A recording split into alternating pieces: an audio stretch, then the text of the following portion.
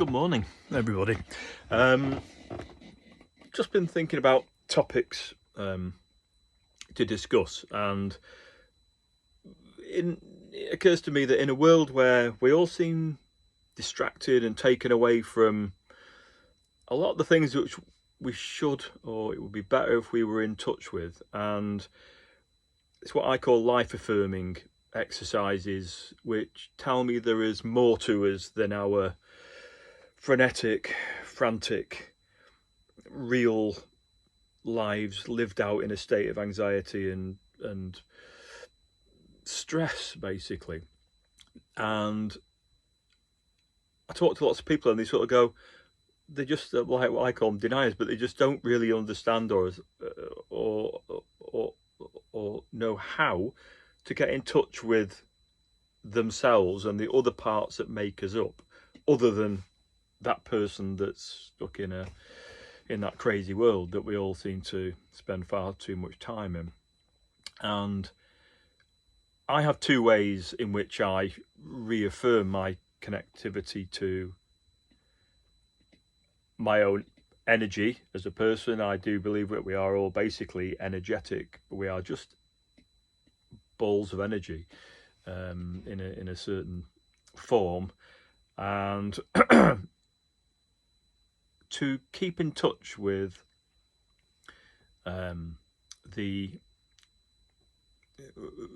deeper world, the underworld, whatever you want to call it, you need to sort of do something that tells you that, yeah, oh, there is something else actually there. Now, for me, that falls into 2/3 categories. I'll start with the mildest one, which is really by using sort of breath work, as they call it, and a sort of meditative, creating a meditative state through controlled breathing, sort of takes me to a place where I can escape a lot of the world, this world full of anxious activity and craziness.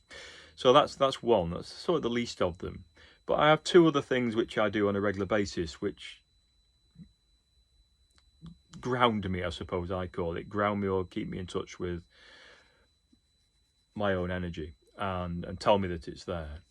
So one is to find my chi, which is my natural body energy that flows through our body, if you believe in these things. And if you know how to find that, and it then becomes real to you, and you can utilize that, and it will tell you there is more to life than the lives that we lead in this sort of two-dimensional existence.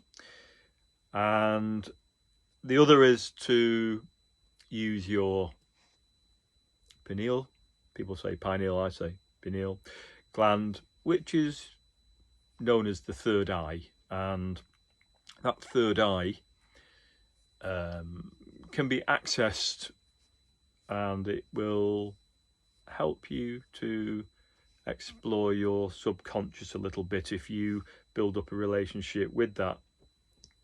It's like a gateway, I suppose I'd call it, to my subconscious.